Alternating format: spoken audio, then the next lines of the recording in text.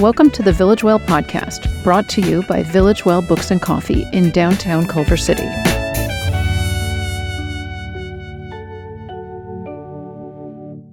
Welcome back to the Village Well podcast. We are here again discussing the books of the SciFi Fantasy Book Club, which I myself, Tom, run. I'm here with two new folks from our book club, and y'all, do you want to introduce yourselves? Sure. I'm Roshni. I've actually only been coming for 5 months, but I think everyone's written me into their memories from before.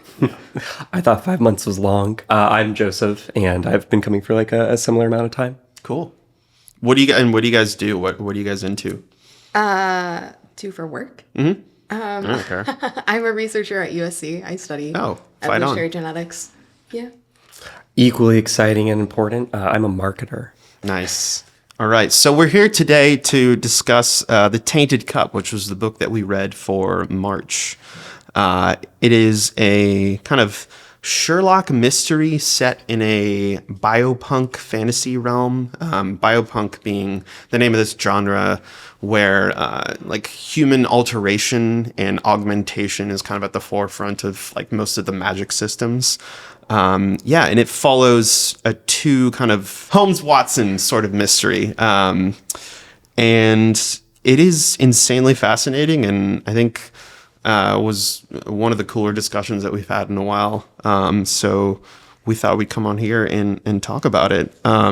So first, I guess, maybe the first thing to touch on is how incredible the world building of this book was. What did y'all find like compelling about that world building, or like you like felt like new or fresh? Yeah, I was so resistant to it at first. The opening pages have a map, and then they have an extended chart of the different classes in the society. And I remember just groaning, thinking like, oh my gosh, it's another Game of Thrones. I'm going to have to be ciphering through 100 different proper nouns and names and all these things. And like Tom is saying, you know, the world building felt nothing like the sort. It was all very naturalistic. And the way that it unfolded from the very small day in the life of the main character, Din, to this is the empire that he lives in, was incredibly pleasing.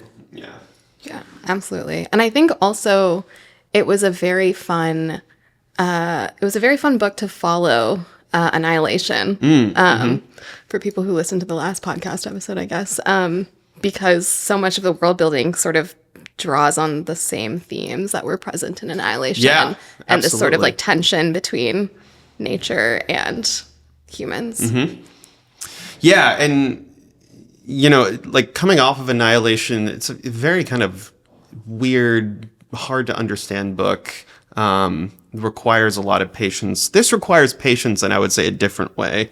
So much so that I even made my own glossary for all the characters and like organizations, and I'm very proud of this. It's an impressive feat. Yeah. If you're reading this book and you want a copy of this, check the notes in the description. I will put a link to the Google Doc in there. All I'm going to say is that there should have been one in the book. Robert Jackson Bennett, if you're listening to this, it would have been helpful. So as we move into some of the themes of this book, Roshni, what themes from Annihilation did you kind of feel like carried over and were still relevant? I feel like we honestly see a lot of the body horror in Annihilation, for me, on like a much bigger scale. Mm-hmm. I don't know. I feel like opinions differed about Annihilation, but I read Annihilation and I wasn't too scared. But like the visual imagery in this book of the way that like plants physically rip through bodies is pretty striking. Yeah, and the first kind of murder scene is where Din, the main character, like is investigating a mansion where like a higher up government figure has been killed by like a tree growing out of his chest. So it's like pretty visceral from the start, and many of the kind of augmentations that people have to go through. You know, while they like augment one part of your body, they usually like, you know, kind of make you like it hurts some other part of your body in some way, which is pretty gruesome at sometimes. Din, for example, so there are these different kinds of augmented beings that the Empire uses to like pretty much with the sole purpose of like fighting these leviathans that are coming in from the ocean. And Din is an engraver, which means he is like very, very skilled at remembering like like very, very fine details about everything, which just helps him in just, being a detective and being an assistant. But he also can't really read that well. So there's also like within this body horror, there's kind of this commentary on disability that we talked about a little bit. What did you guys think of that and how that was approached in the book? Yeah, I thought it was really endearing. I appreciate a protagonist who has a clear deficit. I think when we talked about it in the book club, it was really easy to root for Din. He seems like he's an underdog from the start, and knowing that he has this form of dyslexia, and made it so that there are so many small circumstances in the novel where he has to work that much harder to overcome this disability. And it was done really well. I thought it was both a respectful version of real life dyslexia and also a really powerful character trait. Yeah, absolutely. It honestly, now that we're talking about it, like some of the setup in this book feels like a little Gattaca-esque, where like you have this society that like is trying to like create individuals that like excel in certain ways and like has these really strict rules around like who is seen as successful and not. And then like clearly the message is like we're not so good at predicting like exactly how that plays out. And yeah, Din, although he has dyslexia, like shows himself to be like a really successful detective because of other abilities that he has. And I think that's true of many other characters too. Yeah, without spoiling too much, I mean, he physically he goes through these tasks of remembering writing despite the fact that he can't read himself, and he'll trace with his finger the sensation of touching words that are written, and then just through the physical act of writing replicate those same words, which is just like such a cool idea of like how do you overcome this in this fantasy setting. He does that with lock picking as well, just like remembering the exact kind of motions that his hands make. He's insanely resourceful too, and I think like even apart from his abilities that he's kind of given, is a resourceful character, which is cool to see. And then so we have Din's assistant, the Sherlock character, who is in some ways like they're both main characters, and but Anna, who is his kind of superior, who is the Sherlockian detective, she has a lot of weird quirks about her, but one of the kind of main plot points for the book is that Din is trying to figure out what augmentation does she have. And, she never really reveals that. And I kind of love that until the end, of course. We'll talk about that in the spoiler section. But so another part of like another theme that is present throughout the story because of Din's abilities is this kind of tension between having this like augmented memory and trauma. He meets other engravers, other like memory enhanced beings, and they're not doing great. How did you guys feel about how the book approached that theme? One character that really stood out is a character named Uhad, who is a much superior in this empire. So he's several rungs up the ladder from Din, and he is an engraver himself who is like far along in this process. And he talks pretty explicitly about the trauma that comes with. And I thought that the novel did a really great job of, Din is young and he doesn't have these kinds of baggages around his ability, but we could see what it looks like down the road. And it really, I think, added a set of stakes to him using this power. It made it so that every time that he engraves or he uses this ability, you kind of wonder, is this at the cost of, you getting to old age? Is this going to impact you in the next novel? What is that going to look like, the risk of this ability? So I think adding those stakes really added a lot of charm to the novel as well. The novel also does a really good job of like sort of emphasizing individual agency and individual choice. I mean, like, I think all of these characters are like in this society where like all of these sort of augmentations are very common. A lot of the times they don't have like agency in what augmentations or enhancements are sort of bestowed upon them.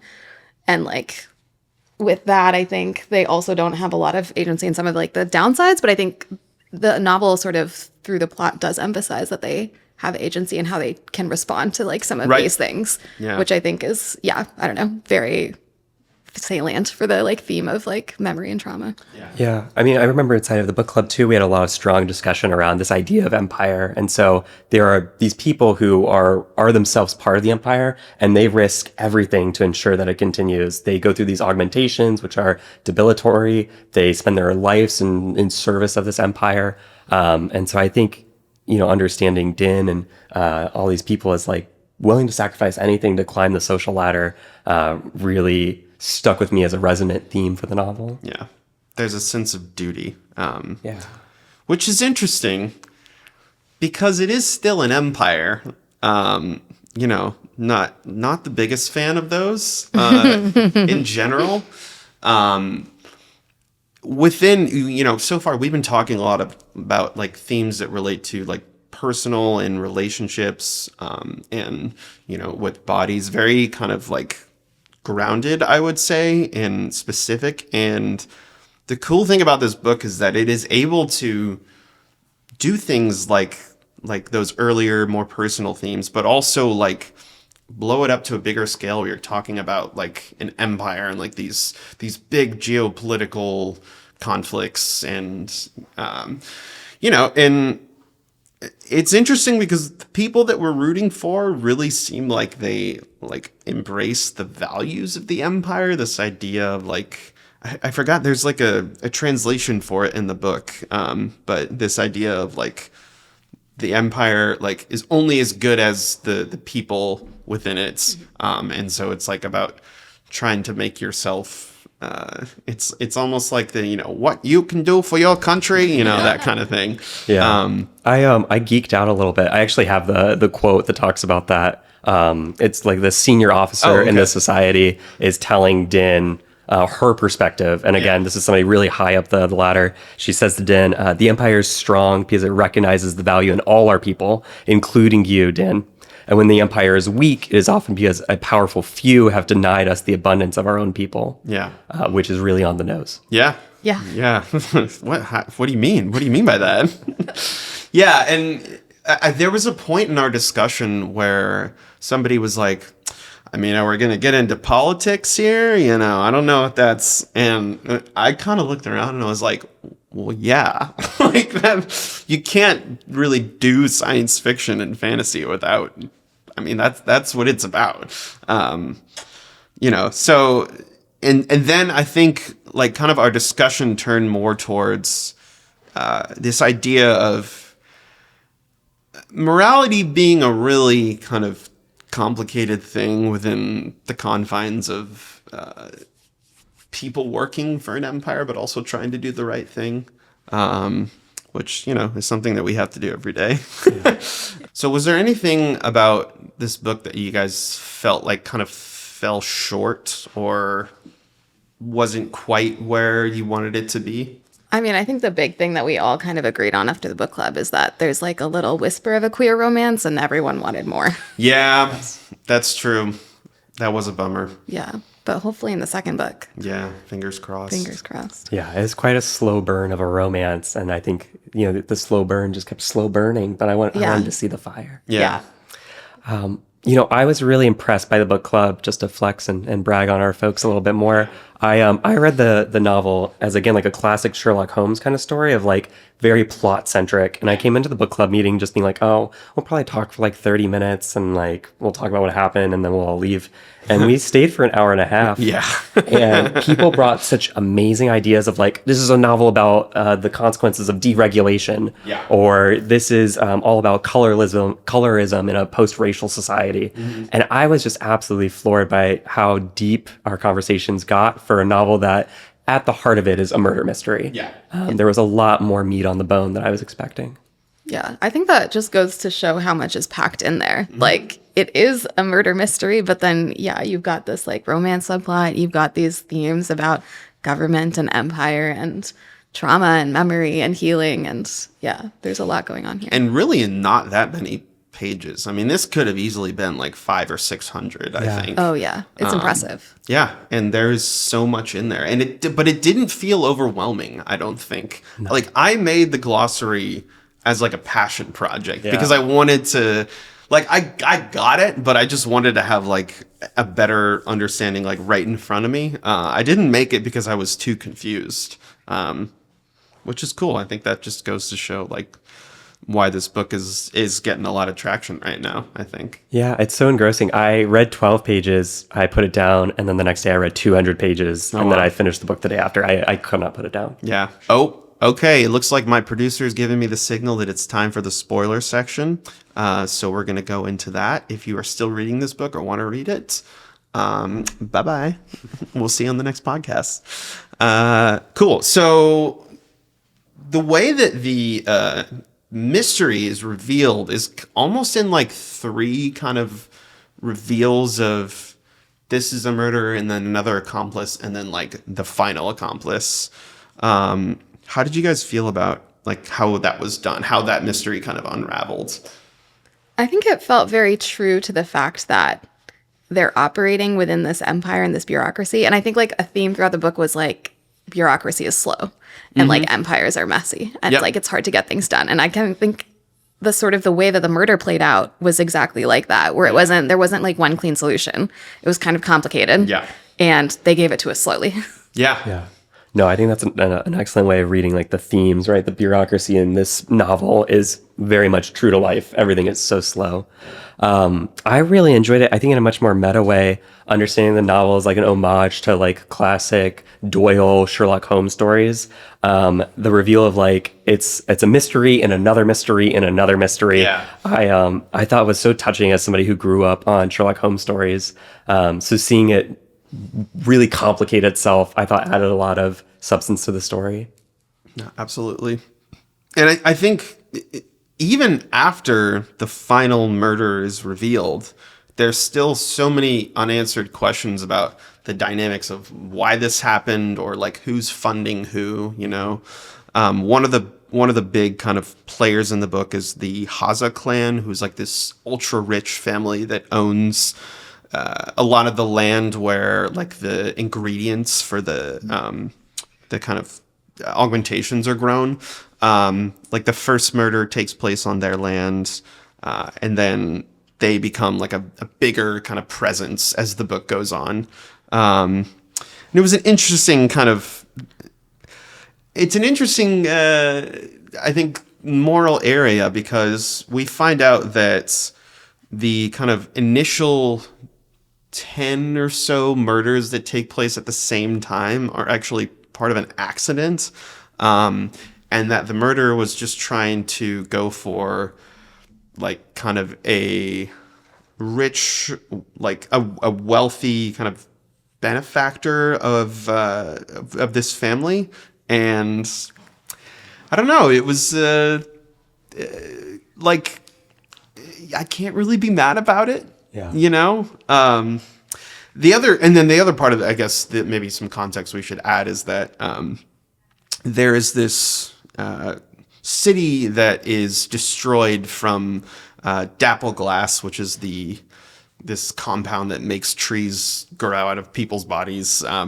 And it is kind of explained that bureaucracy prevents this kind of contagion from being like properly contained, and that the victims of that are kind of out for blood.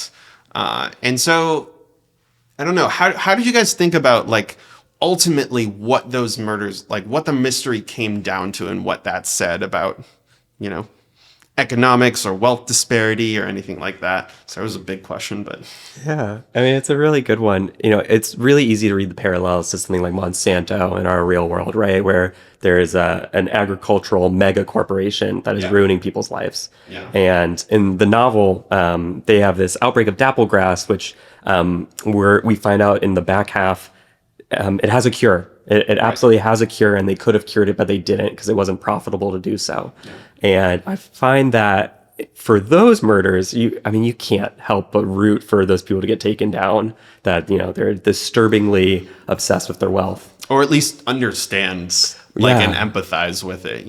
Yeah, and then the novel is really explicitly, I think, tears down the main person who is responsible for these accidental murders. So, we joked in the book club, if you want to kill one person, just use a gun. You don't have to use, espionage and tactics and etc. But the character who does this and accidentally kills a dozen or so people has this multi-paragraph tear down from Anna, who just says, you broke the rules and look at all these lives you lost. And for me, it was a really mixed message of like, well, are we supposed to believe that you can never go outside the rules anymore when a lot of our characters actually do that themselves? Yeah. What's the message they're really supposed to be?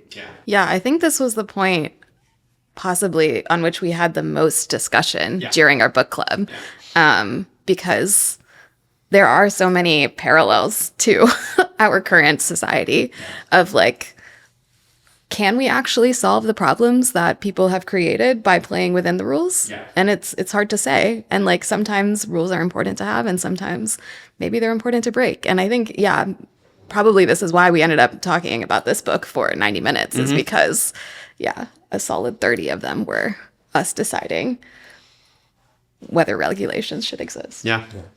Yeah, and even like you were saying, even our main characters who are kind of seen as the rule followers and working within the confines of that empire system, they are breaking the rules to get what they want, and they are and putting people's lives at risk too. Anna especially seems to just sometimes have no regard for, will kind of not share important details, or will risk something in a plan and not tell people. She's not great sometimes. Yeah, I feel like it was very easy to point fingers at the approach that Uhad, the I guess main antagonist you could call him, took, because he accidentally killed 10 other people and accidentally damaged these very important barriers against the, I guess, even greater enemy, the Leviathans coming in from the sea. And I think, in this alternate world where that didn't happen, would Uhad be such a villain? I don't know. Yeah. It's crazy too. I mean, a small tangent here, but this is a murder mystery, and it really focuses on these murders. And in the background, there are giant multi-story Leviathans who are crashing down on the wall, and they make up maybe a fourth of the book, where a sci-fi novel, you'd expect that to be the only thing they talk about, which is, I guess, just so interesting how, in our real world, we are often kind of myopic about the things that are happening and how to solve them. Yeah. And right around the corner, there are very large issues. Yeah. Not to get too topical. So to kind of continue on this topic of the looming enemy in this book, which is the Leviathans, what were some of the ways that we interpreted that in terms of a narrative device in the book group? Do you guys remember how we talked about those?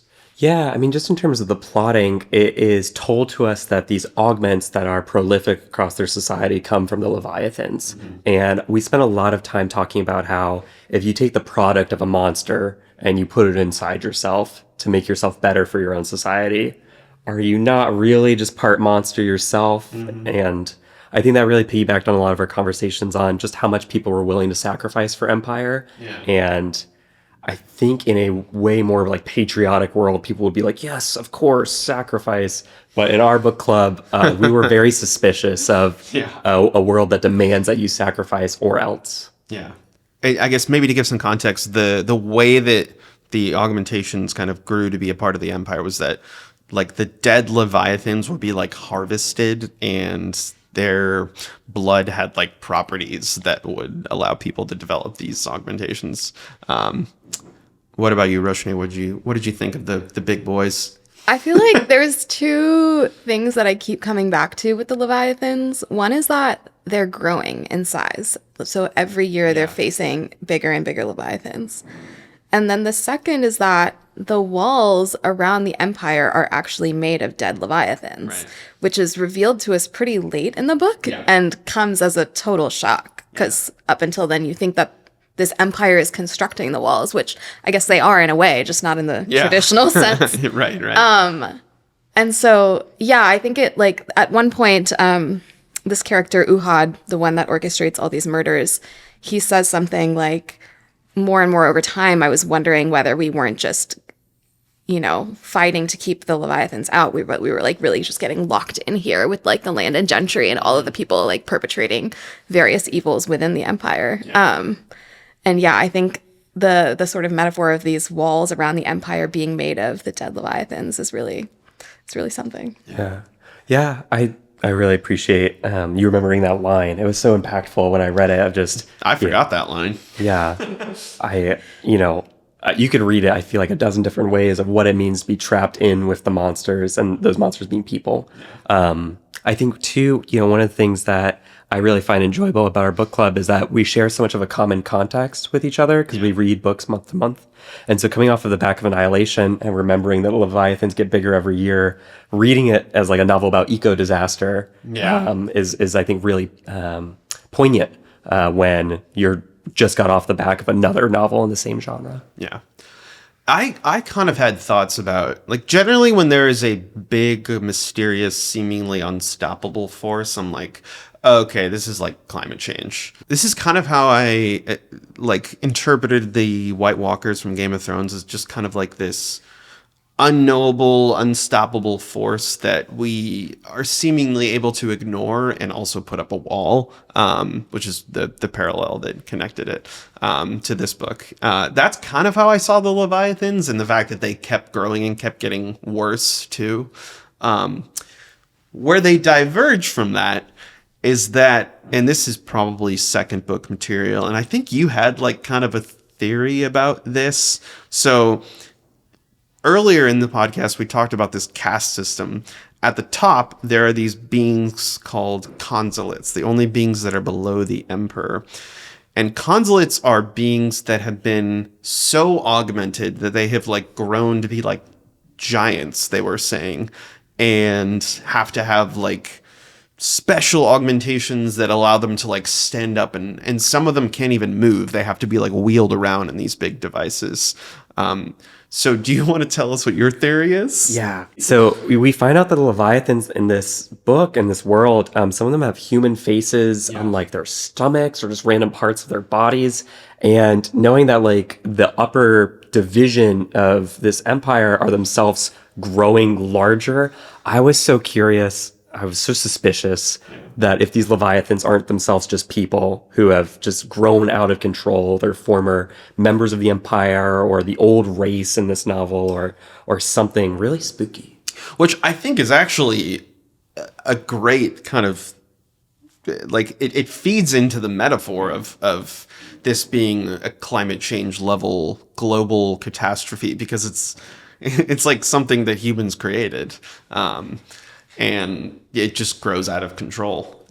I feel like it's also very like salient because if your theory is right, then basically the Empire exists because it's saying like, listen, you need us to protect you from this thing that we have created. Yeah, it's a way to accelerate militarization. Yeah. We're cooking on some book 2 theories. Speaking of which,